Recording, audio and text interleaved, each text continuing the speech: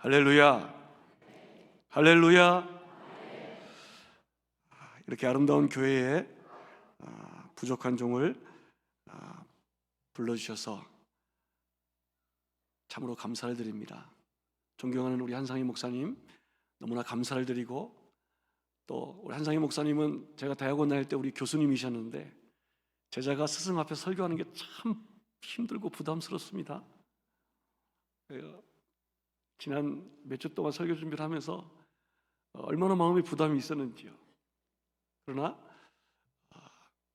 오늘 이곳에서 부족한 종이 하나님의 말씀을 통해서 은혜를 끼치고, 또 하나님 말씀을 통해서 여러분과 모두가 함께 은혜 받고, 또 우리 모두가 함께 새 힘을 얻는 귀한 시간 되심으로 우리 한상희 목사님께서 제자 잘 길렀다, 이런 만족함이 있는 그런 밤이 되기를 간절히 소원합니다. 그리고 부족한 종을 불러주신 우리 장로님들이야 우리 모든 성도님께 깊은 감사를 드립니다. 우리 신년성회를 허락하시고 또 이렇게 귀한 밤 나와서 건강함으로 사모함으로 하나님 말씀을 들을 수 있도록 허락하신 하나님께 우리 한번 감사의 박수 올려드릴까요? 할렐루야!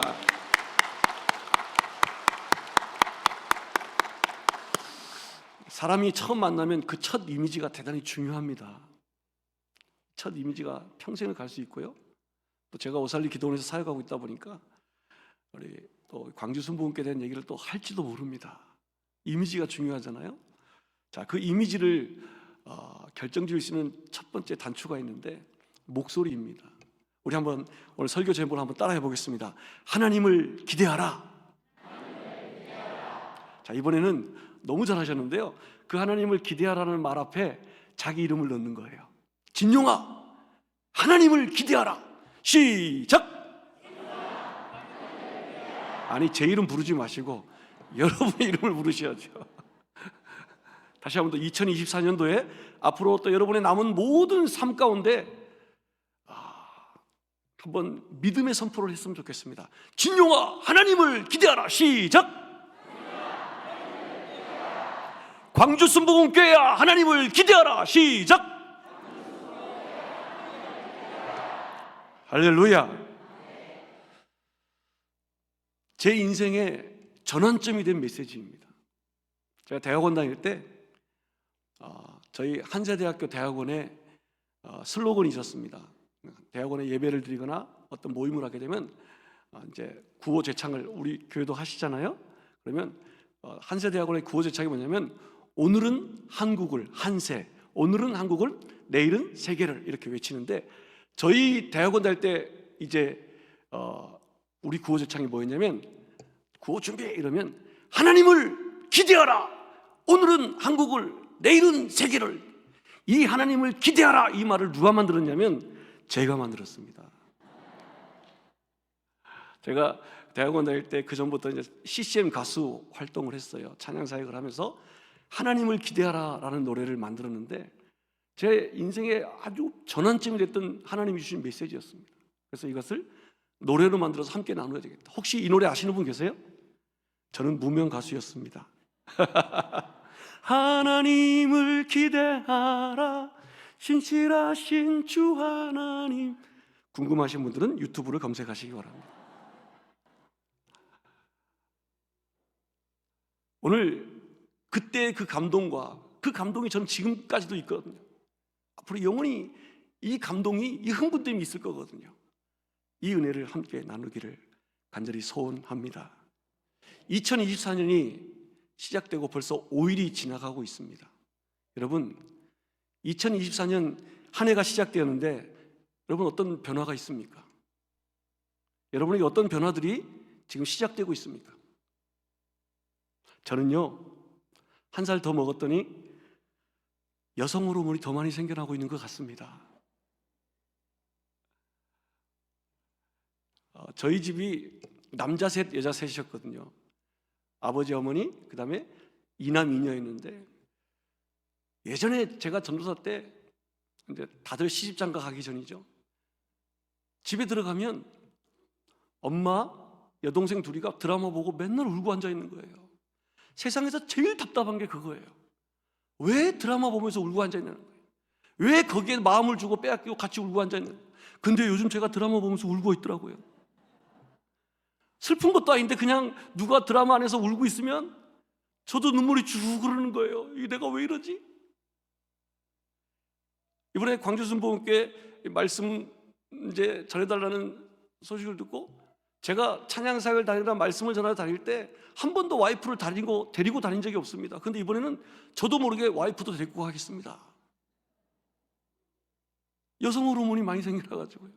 그래서 우리 한상인 담임 목사님 덕분에 이제 한국에 들어온 지 7년 됐는데요, 처음으로 와이프하고 지금 둘이서만 데이트하고 있어요.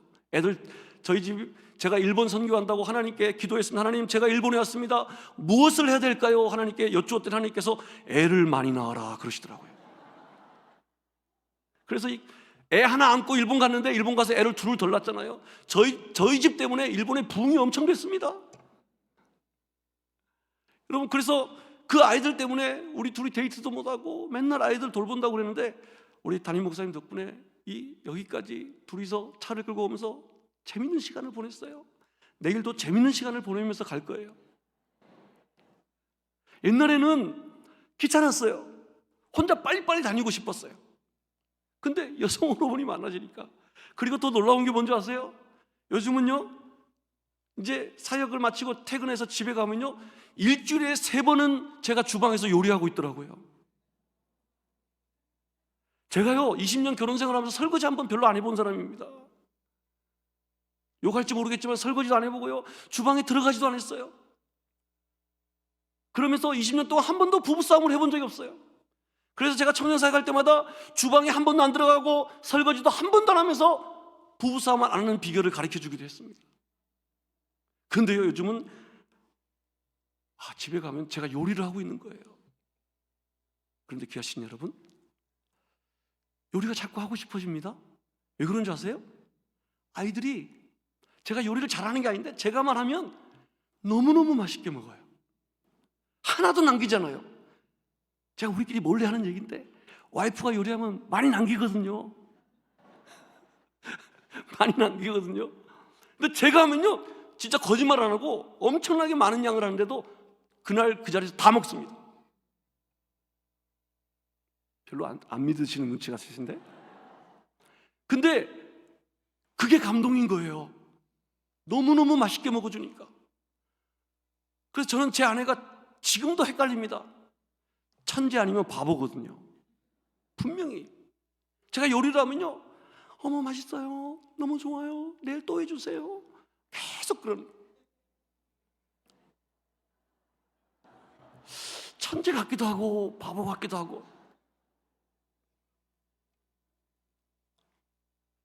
근데 제가 말씀을 준비하면서 또 말씀 사역을 하면서 깨달은 것이 한 가지가 뭐였냐면, 제가 일본에서 동경순복음께서 처음에 이제 제가 동경순복에 찬양 집회를 하러 갔는데 제가 거기서 처음 깨달은 게 하나 있습니다. 동경순복에 찬양 집회 하는데 어떤 분이 제 손을 탁 잡으시더라고요. 목사님, 여자분인데 찬양이 너무 목말라요 하면서 제 손을 잡고 우시는 거예요. 그래서 찬양을 하는데 그때는 우리 한상인 담임 목사님이 오시기 전입니다. 얼마나 열정적으로 이 성도들이 찬양을 하는지요. 제가 처음으로 체험한 것이 뭐였냐면, 앞에서 찬양을 하는데 그 찬양이 청중석으로 그 은혜의 강물이 흘러내려갔다가 다시 강대상으로 올라오는 걸 체험했어요. 와, 이거구나. 은혜로 충만한 것, 하나님의 영광으로 충만한 것, 성도들만의 몫이 아니라 전하는 목사도 은혜를 받아야 되겠구나. 이게 무슨 말이냐면요, 제가 집에서 요리할 때 아이들이 맛있게 먹어주고 맛있다고 말해주는 것, 요리한 사람 하나도 힘들지 않습니다. 또 해주고 싶고 또 해주고 싶은 거예요. 무슨 말인지 눈치채셨나요? 앞에서 말씀을 전할 때 우리 담임 목사님이나 부족한 제가 말씀을 전해도 여러분 입맛에 안 맞아도 맛있다고 해주셔야 됩니다. 입맛에 안 맞아도 아멘을 크게 하셔야 됩니다. 입맛에 안 맞아도 그 말씀이 오늘 나에게 내 말씀이 돼서 내 삶이 변화되려고 몸부림을 쳐야 된다는 거예요. 아멘. 제가 신혼 때요, 엄청난 큰 고민이 있었어요. 와이프가 요리를 한 번도 안 해보고 결혼을 한 거예요. 맨날 집에 가면 스팸, 참치, 김 이거밖에 안 먹었어요. 그래서 하나님 평생 이것만 먹고 살아야 됩니까? 그런데 와이프가 눈치를 탁 챘나 봐요. 어느 날 큰 용기를 가지고 배추 한 포기를 사오더니 김치를 담았어요. 그래서 오 이게 웬일이야 하고 딱 먹었는데 더럽게 맛이 없는 겁니다. 너무 짠 거예요. 너무 짜요. 그래서 제 특징이 있거든요. 한번 딱 먹고 맛없으면 안 먹거든요. 옛날에 성격이 그리 못됐었어요. 10년 동안 김치를 안 담더라고요. 제가 아주 깊이 하나님께 천부여 의지 없어서 회개하고 또 회개했더니 하나님이 은혜를 주셔서 10년 만에 다시 김치를 담기 시작해요. 지금은 와이프가 밥상에 뭐 차려놓으면 제가 다 먹습니다. 와이프가 이랬다면 다 먹습니다. 그랬더니 지구에 평화가 오는 거예요. 교회가 부흥되려면요, 앞에서 말씀 전하는 목사도 은혜를 받아야 됩니다. 그 은혜가 어디서 오는지 아십니까? 하나님 말씀을 잘 요리해서 여러분을 먹였을 때 여러분에게 변화가 일어나고 여러분의 그 아멘 소리에서, 그 얼굴의 인상에서, 그 몸짓에서 이 목사님들이 힘을 얻고요, 교회를 더 건강하게 세우려고 하고요, 또 하나님이 기뻐하는 교회로 세우려고 몸부림을 치게 되는 것입니다. 여러분만 얍삽하게 은혜 받지 마시고 우리 모두가 함께 은혜 받는 이 밤이 되기를, 또 우리 교회가 되기를 예수 이름으로 간절히 축원을 드립니다. 새해가 되었다고 해서 변화되는 건 별로 없습니다. 여러분 2023년이나 2023년 별로 다를 바가 없습니다. 어제의 시간이나 오늘의 시간이나 내일의 시간은 동일하게 오고 또 가는 것입니다. 그런데 한 해를 다시 시작한다는 것은 오늘 저와 여러분에게 대단히 큰 은혜와 복입니다.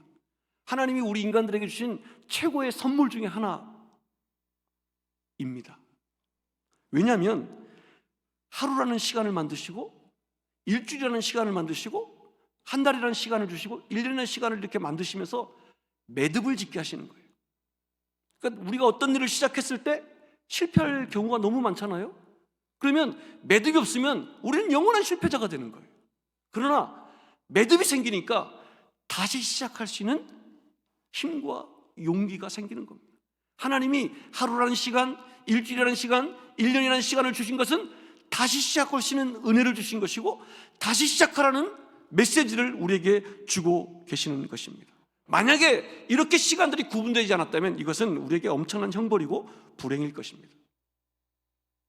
교신 여러분, 이 2024년 신년 성회를 통해서 그냥 행사로, 그냥 그런 예배로 보내지 마시고 여러분 가족들 모두가 함께 참여하셔서 자녀들까지 다 데리고 나오셔서 결단하고 하나님 말씀을 듣게 하고 하나님 말씀 앞에 하나가 되고 하나님의 이름을 부르는, 그리고 하나님을 기대하는 그런 한 해가 되기를 결단하는 그런 귀한 성회가 되기를 예수 이름으로 간절히 축원을 드립니다. 제가 여러분이 다 알고 있는 얘기 하나 해드리겠습니다. 소중한 것을 먼저 하라라고 하는 스티븐 코비의 책이 있습니다. 그 책에 우리가 너무나 잘 알고 있는 얘기가 나오는데요, 다시 한 번 더 너무나 잘 알고 있지만 너무나 중요한 얘기이기 때문에 한번 짚어보고자 합니다. 어떤 대학교 강사가 학생들 앞에 큰 유리 항아리를 가지고 교탁에 올려놨습니다. 그리고 학생들을 향해서 여러분 이 항아리에 돌을 몇 개나 집어넣을 수 있을까요? 이러면서 미리 준비해온 큰 돌을 항아리에 집어넣기 시작합니다. 그리고 학생들에게 묻습니다. 여러분 항아리가 다 찼습니까? 그러자 학생들이 네, 항아리가 꽉 찼습니다, 이렇게 대답을 했습니다. 그러자 이 교수가 이번에는 작은 자갈돌들을 이 항아리 속에 집어넣었습니다. 그러자 큰 돌틈 사이로 작은 자갈돌들이 들어가기 시작합니다. 그리고 학생들에게 또 묻습니다. 여러분 이제 항아리가 다 찼습니까? 그러자 학생들이 대답을 못하는 거예요.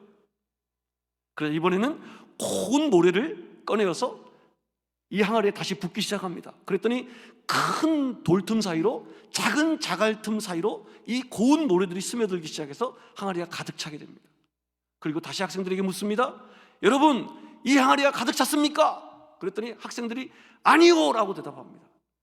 그러니까 이번에는 주전자에 물을 준비했던 것을 항아리에 들이붓습니다.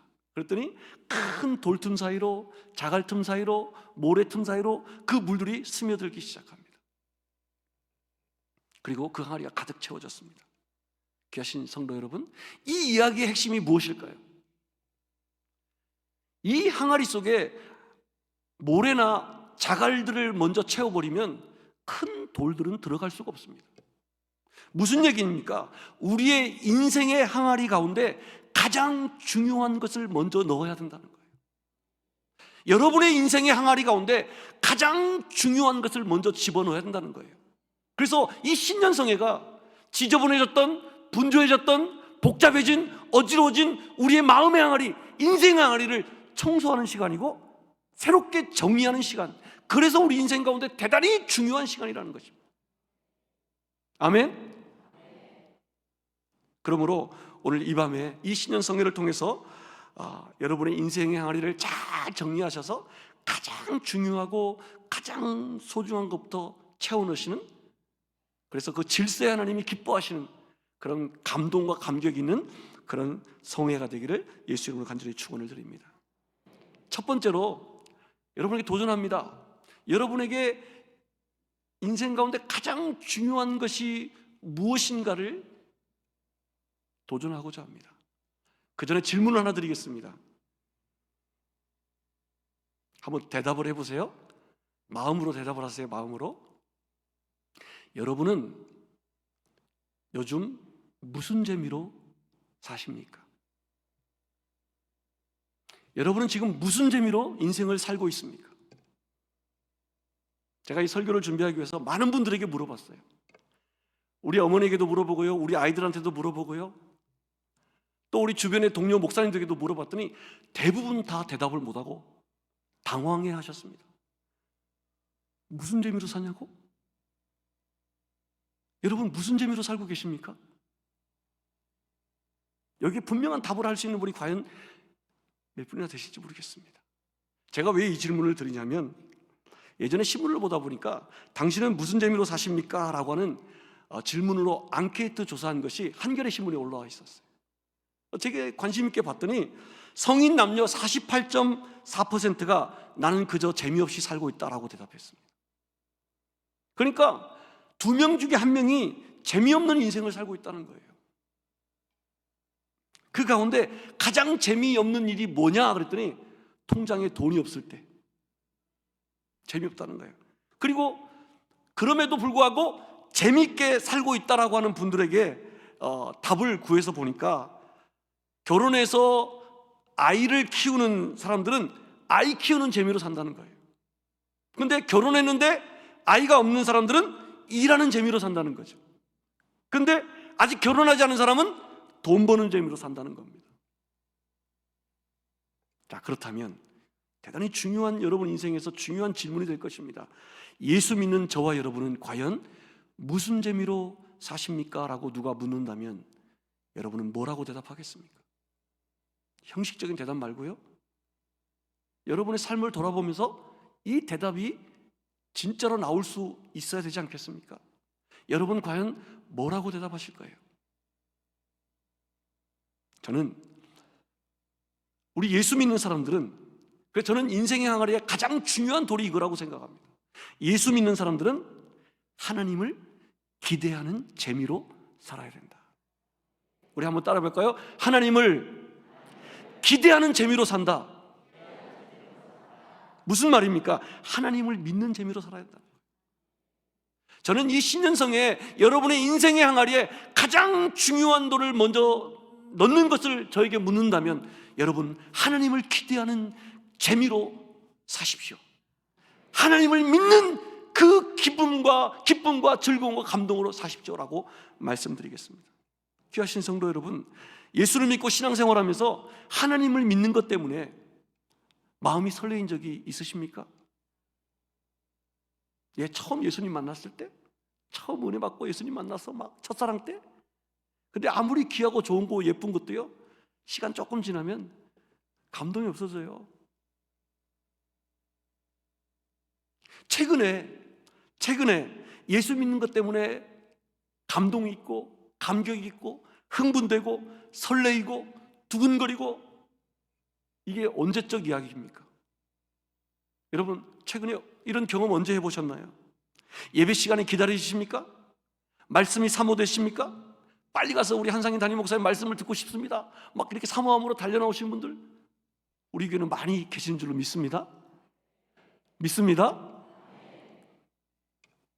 귀하신 여러분, 2024년을 시작하는 이 신년성에 하나님을 기대하는 그 마음의 감동과 감격과 흥분됨이 여러분 앞에 다시 되살아나기를 예수 이름으로 간절히 축원드립니다. 그냥 형식적으로 교회 다니는 게 아니고요, 형식적으로 교회 믿음 생활하는 게 아니고요, 진짜로 하나님이 기대하는 마음, 여러분 이게 얼마나 감동적인지 아십니까? 오늘 저는 읽으신 본문을 말씀을 통해서 아주 하나님을 기대하는 최고의 사람 한 사람을 여러분께 소개하고자 합니다. 바로 믿음의 조상 아브라함입니다. 여러분, 우리가 아브라함을 흔히 순종의 사람이라고 잘 알고 있습니다. 그래서 저는 오늘 감히 이 믿음의 조상 순종의 사람 아브라함을 불완전한 순종의 사람 아브라함이라고, 아브라함을 좀 흉 좀 보겠습니다. 오랫동안 흉을 좀 보겠습니다. 불완전한 순종의 사람 아브라함이라고 저는 생각을 합니다. 우리가 아브라함의 이야기를 너무나 많이 듣고 너무나 잘 알고 있기 때문에 간단하게 한번 정리를 한번 해보겠습니다. 오늘 본문 1절에 보니까 하나님께서 아브라함을 부르시고 고향과 친척과 아비집을 떠나 내가 내게 보여줄 땅으로 가라고 말씀하십니다. 그리고 4절 말씀에 보니까 아브라함이 하란을 떠날 때 75세였더라라고 기록하고 있습니다. 대단히 순탄한 과정처럼 보입니다. 하나님께서 아브라함을 부르시고 아브라함이 하나님 말씀에 순종하여서 하란을 떠날 때 75세였더라. 대단히 순탄한 과정처럼 보입니다. 하지만 우리가 잘 알고 있다시피 아브라함은, 하나님께서 아브라함을 부르신 곳은 하란이 아닙니다. 갈대아 우르입니다. 본문 4절에 보니까 아브라함이 하란을 떠날 때 뭐라고요? 75세였다라고 말씀을 기록하고 있는데, 이게 의미가 있는 거예요. 아브라함의 순종이 불완전한 순종이다라는 것을 보여주고 있는 것입니다. 아브라함이 하나님께 부름받은 것이 정확하게 언제인지, 몇 살 때인지는 성경에 기록되지 않아서 잘 모르겠습니다. 하지만 분명한 것은 75세 때 하나님이 아브라함을 부르신 게 아닙니다. 훨씬 전에. 제가 이게 너무 궁금해서 우리 신학대학원 다닐 때 이것을 집중적으로 연구했는데 성경 주석을 아무리 뒤져봐도 이것을 말해주는 학자가 없는 거예요. 근데 제가 데라의 족보를 계산하다 보니까 한 30년 정도가 날짜가 빕니다. 시간이 비는 거예요. 근데 우리 구약의 아버지라고 하는 학자가 있습니다. 그분의 그 주석에 보니까 저하고 똑같은 생각을 해서 기록해 놨더라고요. 정확한 건 모르겠지만 적어도 아브라함이 하나님께 갈대아 우르에서 부름받은 것은 적어도 50대 정도는 되지 않았을까, 그렇게 생각해 봅니다. 근데 결과적으로 아브라함이 하나님 말씀에 의지하여 떠난 나이가 75세였다. 물론 갈대아 우르에서 나오긴 나왔어요. 근데 가까운 그 하란에서 오랫동안 머물렀다는 겁니다. 무엇을 의미합니까? 불완전한 순종이었다. 이것을 뒷받침해 주는 말씀이 오늘 본문에 기록되고 있어요. 한번 보실까요? 5절 말씀 같이 한번 읽어보겠습니다. 5절 말씀입니다. 시작. 아브라함이 그의 아내 사레와 조카 롯과 하란에서 모은 모든 소유와 가나안 땅으로 가려고 떠나서 마침내 가나안 땅에 들어갔더라. 지금 뭐라고 기록되어 있냐면 아브라함이 하란에서 모은 모든 소유, 얻은 사람들이라고 기록하고 있습니다. 복수죠. 대단히 많은 재물을 모았고 대단히 많은 사람들을 거느리게 되었다는 거예요. 여러분, 돈을 버는 게 하루아침에 벌어지는 게 당시에 로또 복권이 있었던 것도 아니고요. 그죠? 물론 로또라는 말은 나옵니다. 로또 아브라함을 따라갔다 그랬으니까. 근데 하루아침에 돈을 모아지는 게 아니에요. 적어도 이렇게 많은 사람을 얻고 소유를 얻으려면 10년 이상은 하란에서 머물러 있었지 않겠냐는 거죠. 하나님께서 아브라함을 부르셨지만 그 순종함이 온전한 순종함이 아니라 불완전한 순종함이었다라는 것입니다. 계속해서 아브라함의 이 순종은요, 불완전한 순종은 계속됩니다. 여러분 12장 10절 보세요. 12장 10절 같이 읽어볼까요? 시작. 그 땅에 기근이 들었으므로 아브라함이 그리로 내려갔으니 이는 그 땅에 기근이 심하였습니다. 아브라함이 드디어 가나안 땅에 도착을 합니다. 그런데 이게 웬일입니까? 엄청 기대하고 왔는데 완전 딴판입니다. 젖과 꿀이 흐르는 땅일 줄 알았는데 먹을 식량도 없고 물도 없고 거기다 기근까지 들어서 땅이 황폐해졌습니다. 아브라함이 큰 절망감에 빠집니다. 그리고 아브라함이 결단을 내리는데 애굽 땅으로 내려가기로 합니다. 여러분, 저는 이 장면에서요, 이 아브라함 이야기를 읽어보면 아브라함이 실패할 때마다 공통적인 게 나오는 게 뭔지 아세요? 하나님과 상의하지 않습니다. 아브라함이 성공할 때마다, 아브라함이 뭔가를 잘할 때마다 늘 하나님과 대화하고 하나님 말씀 앞에 따라가는데, 실패할 때마다 아브라함의 그 입술 속에, 아브라함의 삶의 주변에 하나님이 등장하지 않습니다. 지금 애굽 땅으로 내려가기로 결정한 이 아브라함에게는 하나님이 안중에 없음을 우리는 발견하게 됩니다. 하나님이 없는 결정은 결국 큰 실패를 경험하게 됩니다. 그래서 애굽 땅에 가서 아내도 빼앗길 뻔했고 목숨도 잃을 뻔했습니다. 그러나 하나님의 도우심으로 아브라함은 무사히 애굽 땅에서 나올 수가 있었습니다. 계속해서 아브라함의 불완전한 순종이 잘 보여준 사건이 계속되고 있습니다. 바로 후손에 관한 사건입니다. 하나님께서 후손을 주시겠다고 약속하셨습니다. 그런데 아브라함의 나이가 80이 넘어가고 있습니다. 아브라함이 생각했을 거예요. 75세 전에는 그래도 내가 75세고 와이프가 65세니까 그래도 가능성이 있지 않을까, 나름 계산했을 겁니다. 그런데 나이가 80이 다 돼가니까 아브라함이 생각을 합니다. 하나님이 다른 생각, 다른 계획을 가지고 계시는구나 라고 생각을 하게 됩니다. 그래서 아브라함이 자신의 기업을 이을 자로 엘리에셀을 선택을 하게 됩니다. 이때 하나님께서 아브라함에게 또 말씀을 하십니다. 밤하늘의 별을 보면서 내 자손이 이와 같이 되리라 라고 말씀합니다. 또 한 번 아브라함에게 약속을 주시는, 확신을 주시는 말씀인 것입니다. 그리고 아브라함이 그 하나님의 말씀을 믿고 다시 힘을 냅니다. 다시 하나님을 기대하기 시작합니다. 그러자 하나님 뭐라고 말씀합니까? 하나님께서 그 아브라함의 믿음을 의롭게 여기셨다라고 성경은 기록하고 있어요. 여러분, 저는 그렇게 보이지 않아요. 하나님이 아브라함을 의롭게 여기셨다라고 성경은 기록하고 있지만 저는 그렇게 보이지 않습니다. 어떻게 보이냐면요, 하나님께서 계속해서 아브라함을 타이르고 계시는 거예요. 아브라함을 위로하고 계시는 거예요. 아브라함을 격려하고 있는 거예요. 하나님, 나 못할 것 같아요. 뭐 이것도 아니고 뭐 되는 게 하나도 없잖아요. 하나님, 이게 내 나이가 지금 80인데 무슨 애를 낳겠다는 거예요. 안 돼. 아브라함 할 수 있잖아. 너 저거 별 봐, 모래 봐. 네 자손이 저렇게 되게 해주겠다니까. 근데 아브라함이 그럼 내가 다시 한번 해볼게요. 용기를 내서 하나님 말씀에 집중하고 순종하니까 하나님이 의롭게, 무슨 말입니까? 하나님이 그 아브라함의 순종함에 기뻐하셨다는 거예요. 다른 말로 표현하면 하나님이 계속해서 아브라함을 타이르고 계신다. 그러니까 아브라함이 의로워서 믿음의 조상이 된 것이 아니라 하나님이 그렇게 계속 격려하고 위로하고 또 타일러서 믿음의 조상까지 세워주신 것이라고 저는 생각합니다. 그렇게 또 세월이 몇 년 흘렀습니다. 그런데도 아직도 자식이 생기지 않았어요. 더 늙어버린 아브라함과 사레는 그 마음이 초조합니다. 그래서 부부가 상의한 끝에 여종 하갈을 통해서 아들을 낳을 계획을 합니다. 그래서 태어난 사람이 바로 이스마엘입니다. 이스마엘은 아브라함의 불완전한 순종에 대한 증거이자 씨앗입니다. 결국 이 이스마엘의 후손들이 이삭의 후손들을 오늘날까지도 괴롭히고 전쟁하고 있는 것 아니겠습니까? 그 불완전한 순종으로 낳은 결과가 이것입니다. 그런데 여기서 이야기가 끝나면 오늘날의 아브라함은 없었을 것입니다. 아브라함이 그 순종이 드디어 하나님께 인정받는 결정적인 사건이 모리아산에 아들 이삭을 제물로 바치는 사건입니다. 여러분 보시겠습니다. 창세기 22장 12절입니다. 창세기 22장 12절 말씀 시작. 사자가 이르시되 그 아이에게 내 손을 대지 말라, 그에게 아무 일도 하지 말라. 내가 내 아들 내 독자까지도 내게 아끼지 아니하였으니 내가 이제야 내 하나님을 경외하는 줄을 아노라. 아멘. 내가 이제야 내가 하나님을 경외하는 줄을 아노라.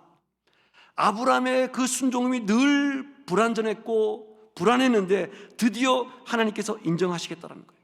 아브라함이 인정받기까지 하나님은 계속해서 다 이르시고 격려하시고 위로하시고 보여주시고, 여러분 저라도 했을 거예요. 여러분 다 했을 겁니다. 이 정도 하나님 해주시면.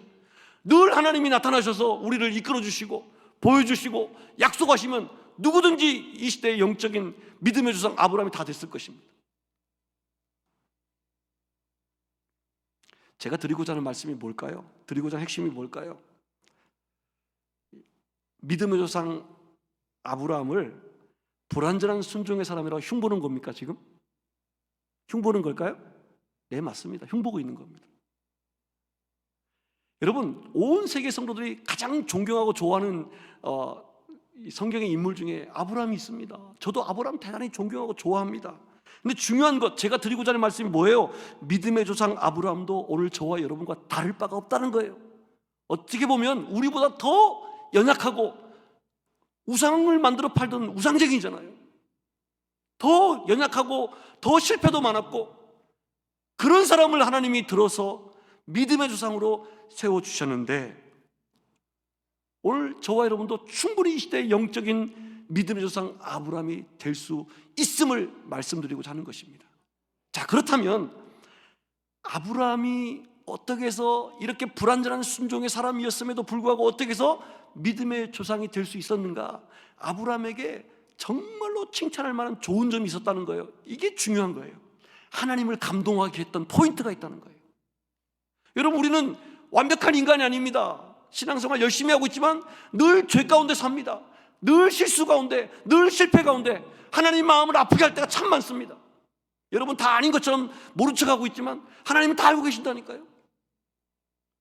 그럼에도 불구하고 우리가 하나님을 감동하게 하는 그 포인트를 분명히 잡고 신앙생활할 때 하나님이 여러분을 사용하시고 여러분을 기뻐할 줄로 믿습니다. 다윗이 수많은 실수를 범했음에도 불구하고 하나님 마음에 합한 사람이라고 칭찬받습니다. 왜 그렇습니까? 다윗도 하나님을 감동하게 하는, 하나님을 기쁘게 하는 중요한 포인트가 있거든요. 오늘 그것을 보자는 거예요.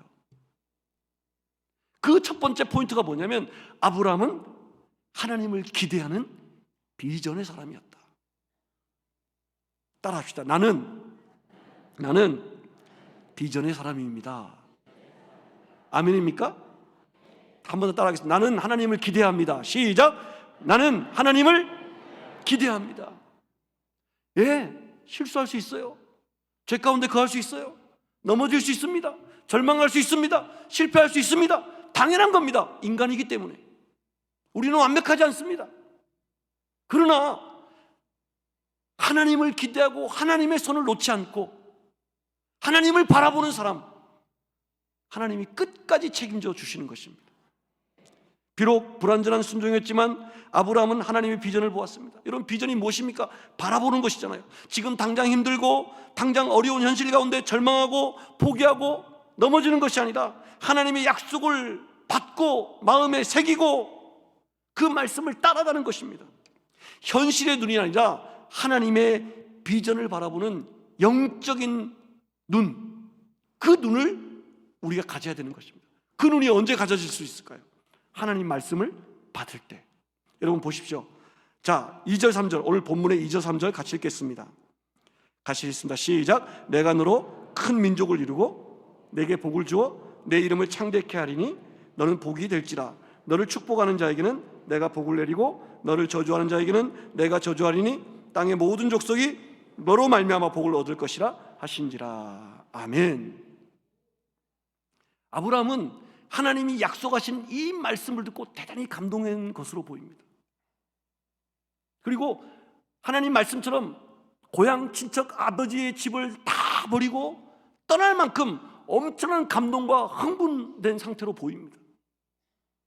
그게 그냥 인간적인 표현으로 흥분된 상태죠. 아니요, 하나님의 말씀이 그에게 임하셔서 그의 영적인 눈을 뜨게 하셨다는 거예요. 하나님의 말씀을 바라보는 눈이 열리게 됐다는 것입니다. 여러분, 하나님의 입장에서 볼 때 이것이 감동 포인트인 거예요. 여러분, 똑같이 지금 하나님 말씀을 듣고 있습니다. 근데 어떤 사람은 대단히 은혜가 받고 은혜가 충만하고 막 인생이 변화되고 삶이 변화되고 하는데 이렇게 살면 안 되겠다, 하나님 손에 붙잡혀 살겠다 결단하는 사람이 있는가 하면, 아, 설교 더럽게 길게 하네, 진짜 언제 끝나? 이런 사람도 있단 말이에요. 뒤에서 핸드폰 보고 지금 딴짓하는 분이 있단 말이에요. 왜 그럴까요? 하나님 말씀 앞에 그 영적인 눈이 띄어졌는가? 하나님 말씀 앞에 가슴이 열려지고 있는가? 그 차이점인 거예요. 하나님 말씀을 사모하며 이 자리에 나왔는가? 그 차이점이라는 거예요. 귀하신 여러분, 하나님을 감동하게 하는 포인트, 하나님 말씀을 그대로 순수하게 받는 자가 세상을 변화시키는 기적의 주인공이 되는 것입니다. 요즘 한국 사회의 문제가 뭐예요? 노총각 노처녀들이 많아지고 있다는 겁니다. 노총각 노처녀들이 왜 결혼을 못합니까? 계산을 너무 많이 하는 거예요. 사랑에 빠지면 계산하면 안 됩니다. 그냥 사랑만 보고 그죠?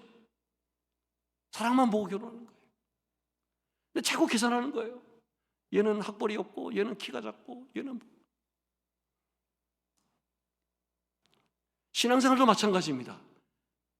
하나님이 계산하는 사람 그렇게 좋아하지 않습니다. 하나님 말씀 앞에 순수하게 그 말씀을 받고 그 말씀에 감동하고 그 말씀에 순종하고 나아가는 사람을 하나님이 기적의 사람으로 사용하시는 것입니다. 여러분, 하나님이 기뻐하는 감동의 포인트가 그 말씀을 순수하게 받는 그 아브라함을 보면서 감동하셨는데, 반면에 아브라함 입장에서도 생각합니다. 아브라함이 무슨 생각했을 것 같아요? 여러분이 아브라함이라면 하나님이 여러분에게 이런 말씀을 주셨어요. 어땠을 것 같으세요? 저는요, 이 부분에서 제 인생이 변화됐어요. 터닝 포인트가 됐습니다. 와, 나 같은 사람을, 나같이 이렇게 못난 사람을, 나같이 이렇게 연약한 사람을 통해서 민족을 이루고 이름을 창대케 하고 복의 근원이 되게 하시겠다고? 나 같은 사람을? 아브라함이 그렇게 감동했지 않겠어요? 흥분했지 않겠어요? 순수한 믿음인 것입니다. 저도 그랬거든요. 제 인생에서 가장 큰 터닝 포인트가 되었습니다. 그래서 이게 너무나 벅차가지고 너무나 가슴속에 너무나 흥분돼서 제가 부산에서 사역할 때 우리 교회 장로님 아들 중에 장애가 있었어요. 나이가 18살인데요 애가 바보예요. 목사님 아유.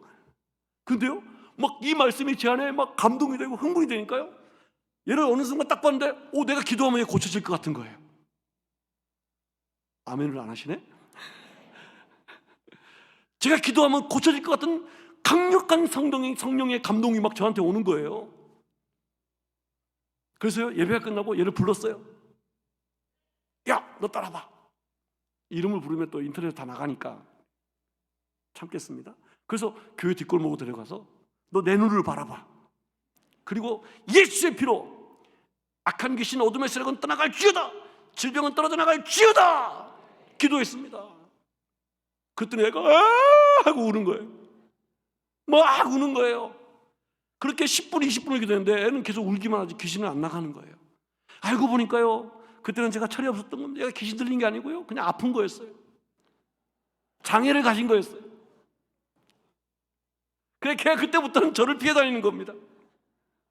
너무 성령으로 충만하고 너무나 영적인 흥분이 절제의 영이 그래서 필요한 겁니다. 귀하신 성도 여러분, 아브라함이 이렇게 생각했다니까요. 하나님이 나를 통해서 큰 민족을 이루고 내 이름을 창대케 하고, 나 같은 사람이 어떻게? 여러분, 지금 우리는 힘들고 어렵게 살 수 있을지 모릅니다. 그렇게 살고 계신지 모릅니다. 근데 5년 뒤에 여러분의 인생이, 10년 뒤에 여러분의 인생이 어떻게 될지 몰라요. 아멘입니까? 그러므로 함부로 사람을 과시하지 마시기 바랍니다. 우리 옆에 사람 보고 인사하겠습니다. 우리 친하게 지냅시다. 친하게 지냅시다. 한 번 더 인사하겠습니다. 당신을 향한 하나님의 꿈을 기대합니다. 시작. 당신을 향한 하나님의 꿈을 기대합니다. 모릅니다. 앞으로 3년 뒤에, 5년 뒤에 우리 광주 순복음교회가 여의도 순복음교회만큼 더 큰 영향력을 일으키는 교회가 될지 누가 알겠어요? 여러분을 통해서 엄청난 기적 역사가 이 광주를 뒤집어 엎어놓고 대한민국을 뒤집어 엎어놓을 줄 누가 알겠어요? 흥분 안 되십니까? 흥분됩니다. 이런 기대하는 감동과 감격으로 우리가 인생을 살고 신앙생활을, 이럴 때 역사가 일어나는 거죠. 하나님이 이럴 때 감동하시는 거예요. 음식이 맛있다는데 아버지가 아무리 못하는 음식이라도 자꾸 인터넷 뒤져가면서 맛있는 요리를 또 찾아내고 또 찾아내서 애들이 맛있게 자꾸 해주고 싶은 마음이 생기는 거예요. 하나님이 자꾸 주고 싶게 만들어야 되지 않겠습니까? 아멘? 꿈은 누구나 꿀 수 있습니다. 그러나 그 꿈은 아무나 이룰 수 있는 것이 아닙니다. 행동하는 사람입니다. 아브라함이 조금 더디기는 했지만, 불완전하긴 했지만 행동하는 사람이었습니다. 여러분 9절 말씀 한번 보실까요? 9절 말씀 보니까 점점 남방으로 옮겨갔더라. 하나님이 보여주신 땅을 향해서 순수한 믿음으로 계속해서 그 가나안 땅에서 옮겨갔다는 거예요. 물론 이 과정 가운데 실수와 실패도 있었습니다. 어려움이 있었습니다. 그런데 포기하지 않고 아브라함은 끊임없이 그 땅을 향해서 옮겨갔다는 거예요. 하나님의 꿈을 꾸는 비전의 사람은요, 계속해서 움직이는 사람입니다. 우리 광주순복음교회가 계속해서 움직이고 계속해서 일하고 비전을 가지고 다음 세대를 세우고 일으키는 저와 여러분 되기를 예수 이름으로 축원드립니다. 여기서 옮겨갔다라고 하는 해석을 저는 이렇게 합니다. 비전을 향해서 움직이는 교회, 움직이는 성도, 일하는 성도, 나이 늙었다고 뒤에서 등짐지고 창간하고 그러는 것이 아니라 청년의 마음으로, 청년의 열정으로 함께 사랑하며 격려하며, 어른들이 힘이 없으면 청년들 격려하면 되잖아요. 잘했다, 수고했다, 멋있다, 예쁘다, 너는 왜 반바지 입고 교회 찬양 인도하면서 반바지를 입고 하냐? 우리 어머니가 그럽디다. 청년이 와서 열심히 해주는 것만도 감사하잖아요. 은혜 받으면 달라지게 돼 있거든요. 귀하신 여러분, 자꾸 창간하고 자꾸 혼내고 이러지 마시고요. 여러분, 에덴 동산에서 아담과 하와가 왜 행복한 줄 아십니까? 에덴 동산에서 아담과 하와가 엄청 행복하게 살았대요. 왜 그런 줄 아십니까? 시어머니가 없어서 그랬대요. 교회가 자꾸, 다음 세대가 자꾸 부흥하고 성장하려면 그런 창간과 지적질과 이런 것보다는 칭찬과 격려와 위로와 사랑함과 화평함이 넘치는, 그것을 누가 합니까? 교회 어르신들이 하는 거예요. 다음 세대들을 키워내야 되지. 그래서 이렇게 아름다운 성전을 세우신 우리 장로님들, 성도님들의 그 수고와 헌신을 더 아름답게 발전시켜 나갈 수 있지 않겠습니까? 여러분의 세대에서 끝날 겁니까? 제가 일본에서 사역할 때 우리 한상희 목사님하고 같이 이제 사역을 할 때입니다. 한상희 목사님께서 그때 부족한 저를 동경순복음께서 제일 큰 지성전의 담임 목사로 보내주셨어요. 긴시초 성전이라고 하는, 일본에서 200명 모이는 교회면 되게 큰 교회잖아요. 하루는 토요일날 설교 준비하러 갔는데, 토요일날 설교 준비하고 있는데 옆방이 중고등부실이었어요. 설교 준비하는데 옆방에서 이상한 소리가 들립니다. 여러분, 제 인격이 절대 그렇지 않다는 것 여러분 이해하시고 들으시기 바랍니다. 옆방에서 야, 이 개새끼야 그러는 거예요. 그랬더니 옆에 있는 애가 야, 이 쌍놈 새끼야 그러는 거예요. 이게 뭔 소리야? 그러니까 막 지들끼리 막 깔깔거리고 웃는 거예요. 계속해서 막 쌍놈 새끼야, 개새끼야, 히바놈아 이러면서 막 하는 거예요. 그래서 제가 설교 준비하는데 놀래가지고 방으로 뛰어들어. 넌 뭐 하는 거냐 그랬더니 그거 어디서 배웠냐고. 무슨 뜻인지 아냐고 그랬더니 무슨 뜻인지 모른다는 거예요. 어디서 배웠냐고 그랬더니 우리 엄마가 집에서 자기한테 한대요. 일본의 가정이 엄마는 한국 사람, 아빠는 일본 사람. 아이들이 유치원 때까지 한국말 되게 잘해요.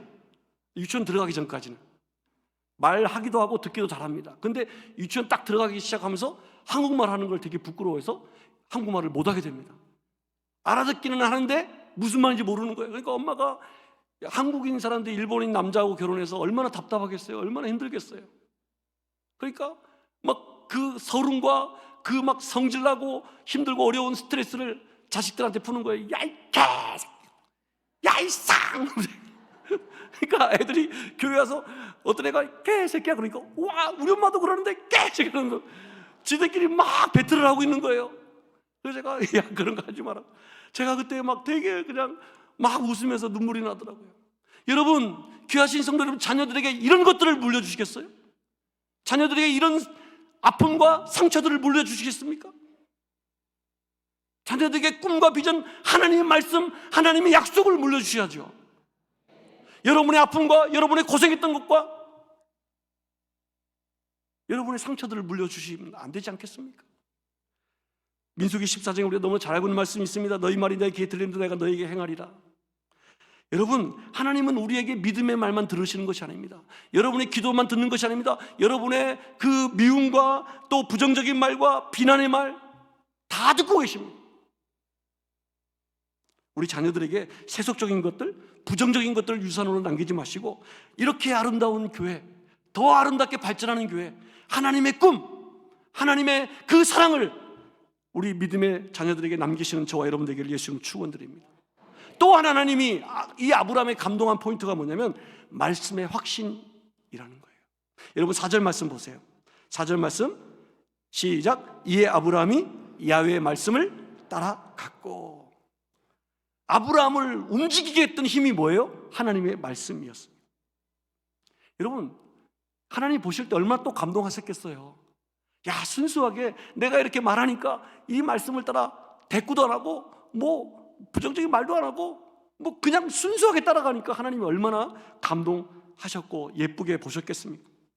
저는 우리 신앙생활 가운데 가장 중요한 것이 있다면 그 중에 하나가 저는 확신이라고 생각합니다. 말씀에 대한 확신, 믿음에 대한 확신, 절대로 흔들림 없는 신앙생활합니다. 제가 어렸을 때요, 저는 고향이 충청도 태안이거든요. 근데 우리 어머니가 고향이 남해입니다. 경상도. 어떻게 해가지고 충청도에 선보러 오셨는데 선보는 그날 그냥 도둑 결혼을 시켜버렸네, 어르신들이요. 그래가지고 이제 제가 태어났는데요, 이제 이남 이녀를 우리 어머니가 우리 부모님께 두셨는데 막 다른 거 다 생략하고요, 이 산골에서 아이들을 교육할 수가 없다는 거예요. 우리 어머니는 도시 사람이었으니까.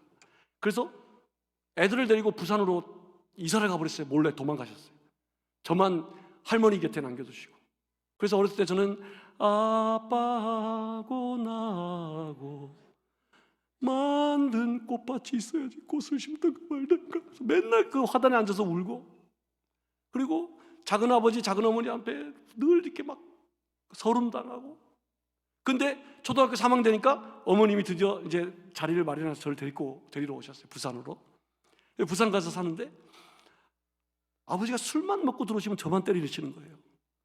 동생이 잘못했는데 저만 때리시는 거예요.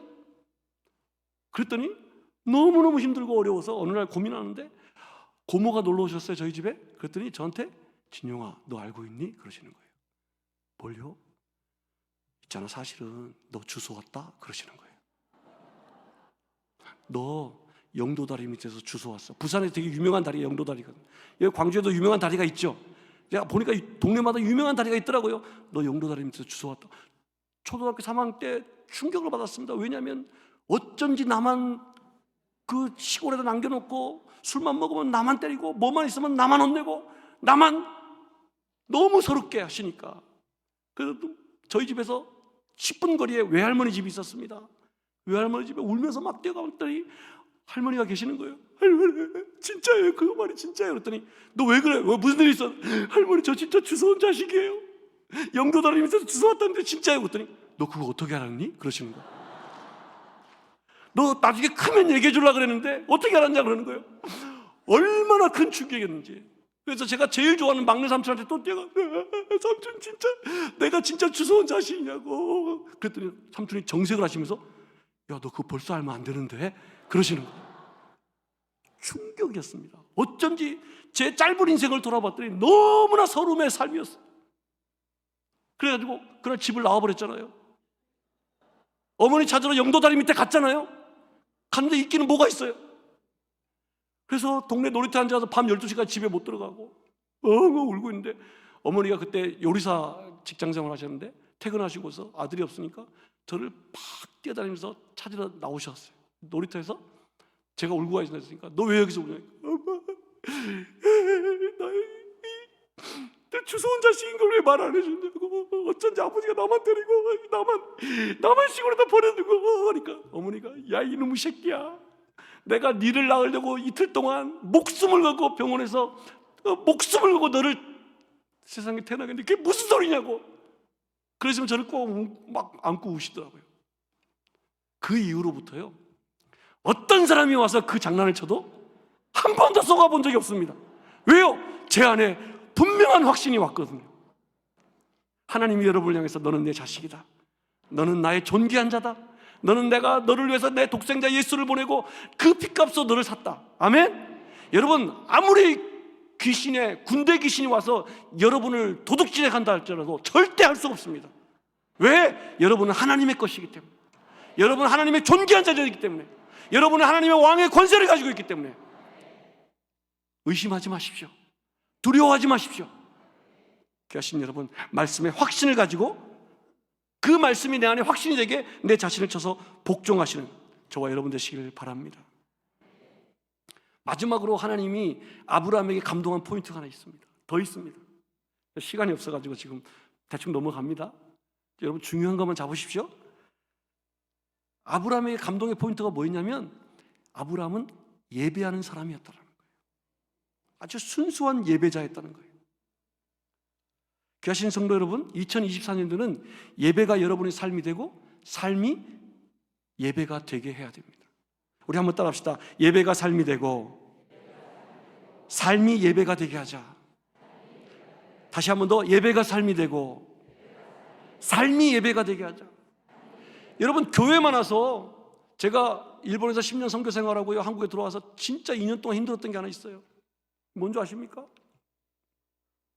열정적으로 있습니까? 일본에는 0.3%도 안 되는 신앙생활을 하는 일본 사람들이 있는데 얼마나 질서를 잘 지키고 약속을 잘 지키고 성실하게 살고, 그런데 한국에 왔는데 1000만, 1200만 성도가 있는데 새벽기도 막 몇백 명, 몇천 명 나와가지고 새벽기도 쫙 하고 교회 앞에서 싸우고 앉아있네. 교회 앞에서 그 교통법규 잘 지키라고 그렇게 해도 중앙선 침범하고 불법 유턴하고 막 신호 위반하고 막 80km 거리에서 140km로 달리고, 이게 너무너무 힘든 거예요. 힘든 게 아니라 그냥 창피한 거예요. 예수 잘 믿는다는 민족이 부끄러운 거예요. 그래서 하나님, 어떻게 이럴 수가 있습니까? 예수 잘 믿는다면서 이렇게 불법적으로 행하고 이렇게 살아도 되겠습니까? 그럴 때 하나님께서 어느 날 기도 응답을 주셨는데, 너나 잘하세요 그러더라고요. 그래서 이게 무슨 얘기입니까? 하나님, 궁금하신 분들은 검색하시면 이게 나옵니다. 순복음 가족신문에 제가 이렇게 칼럼을 썼던 이야기인데, 무슨 얘기냐니까, 네가 뭐 한다고 세상이 변화되겠니? 네가 어떻게 소리 지른다고 설교한다고 세상이 변화되겠냐 말이야. 너나 잘해. 그러면 네 삶의 주변은 깨끗해질 거 아니냐, 네 삶의 주변은 질서가 있을 거 아니냐, 네 삶의 주변은 예배가 있을 거 아니냐, 정직할 거 아니냐. 그러니까 너만 잘해. 그러면 그 정직함이, 그 순수함이 네 삶의 주변에서 번져나가게 될 거야. 너나 잘하세요. 따라합시다. 너나 잘하세요. 여러분, 누구 흉볼 일이 있습니까? 그럴 때마다 자기 자신을 쳐서 복종시키세요. 너나 잘하세요. 시작. 너나 잘하세요. 흉보지 마세요. 이렇게 하고, 아이고, 이렇게 한 손가락으로 누구를 손가락질할 때 나머지 세 손가락은 나를 향하고 있다는 것을 기억하시기 바랍니다. 한번 손 한번 삿대질 한번 해보세요. 시작. 삿대질. 그 나머지 세 손가락이 나를 향하고 있습니다. 너나 잘하세요. 그러면 여러분의 삶의 자리에서 예배가 회복되고 기도가 회복되고 사랑이 회복되고 화평이 회복될 줄로 믿습니다. 아브라함의 가장 큰 하나님께 감동의 포인트가 뭐였습니까? 옮기는 곳마다 제단을 쌓았다. 옮기는 곳마다 제단을 쌓고 야훼의 이름을 불렀다. 여러분, 하나님이 얼마나 기뻐하셨을 것 같으세요? 하나님이 얼마나 감동하셨을까요? 여러분, 예배 자리에 있기를 바랍니다. 어떤 고난이 있고 아픔이 있고 어려움이 있다 할지라도 예배하는 자리가 여러분의 자리가 되기를 바랍니다. 힘들다고 술자석에 앉아 계시지 마시고 기도하는 자리에 있으시기 바랍니다. 목사님 기도가 안 돼요. 기도가 안 되면 그냥 앉아 계세요. 그것도 기도입니다. 술집에 앉아 있는 것보다 하나님 앞에 앉아 있는 거, 하나님이 그 마음을 안 보시겠어요? 하나님이 그렇게 시시한 분인 줄 아세요? 하나님이 여러분을 골탕 먹이는 분인 줄 아세요? 아닙니다. 하나님은 여러분의 머리카락까지 세시고 여러분의 모든 생각과 마음을 읽으시는 분입니다. 우리가 말하지 않아도 알아, 그게 하나님의 마음입니다. 자꾸 유창한 말로, 자꾸 껍데기만 화려하게 해서 하나님께, 사람들에게 보이려고 하지 마세요. 하나님 앞에 여러분 마음의 중심을 가지고 하나님 앞에 앉아있을 때 하나님의 위로와 평강과 새 힘이 여러분에게 충만하게 될 줄로 믿습니다. 귀하신 성도 여러분, 말씀을 마치겠습니다. 이 2024년 신년 성회를 통해서 여러분에게 주시는 하나님의 레마의 말씀을 분명히 받으시고 마음에 새기기를 예수 이름으로 축원드립니다. 우리는 많이 연약하고 부족합니다. 아브라함도 우리와 다를 바가 없었던 사람입니다. 그런데 하나님께서 아브라함을 사용하셔서 믿음의 조상으로 세우셨습니다. 그런데 이와 똑같은 꿈을 오늘 저와 여러분에게도 꾸고 계신다는 거예요. 믿음의 조상 아브라함은 한 사람만으로 만족해? 하나님 절대 안 그렇습니다. 이런 사람들이 세계적으로 많이 나와야 됩니다. 특별히 우리 광주순복음교회에서 많이 나오기를 예수 이름으로 축원을 드립니다. 여러분 도전합니다. 하나님을 기대하는 재미로 사십시오. 따라합시다. 하나님을 기대하는 재미로 살자. 무슨 재미로 사십니까? 네, 그 감동과 감격이 여러분에게 있기를 바랍니다. 나이 상관없습니다. 또 하나님의 꿈을 바라보는 비전의 사람, 하나님의 꿈을 이루는 기적의 주인공이 되기를 바랍니다. 그리고 말씀의 확신 안에 거하기를 바랍니다. 그리고 마지막으로 예배의 자리에, 삶이 예배가 되고 예배가 삶이 되는 그 예배의 자리에 주인공이 여러분이 되기를 예수 이름으로 축원을 드립니다. 하나님이 저와 여러분을 향해서 가장 중요하게 보이는 포인트가 뭐예요? 어떠한 일이 있다 할지라도 우리가 하나님 안에 있는 것, 이게 제일 중요한 거예요. 그리고 나를 통해서 일하시는 하나님을 기대하는 그 순수한 믿음, 하나님 그것을 기뻐하시는 것입니다. 그런 하나님을 기대하는 열정과 감동과 감격과 흥분됨이 여러분의 2024년 그 한 해 여러분의 가정과 자녀 위에, 생업과 사업 위에, 이 교회에 가득 채워지기를, 그래서 하나님을 기쁘게 하고 감동하게 하고 하나님이 자랑할 만한 우리 광주순복음교회와 모든 성도가 되기를 예수 이름으로 간절히 축원을 드립니다.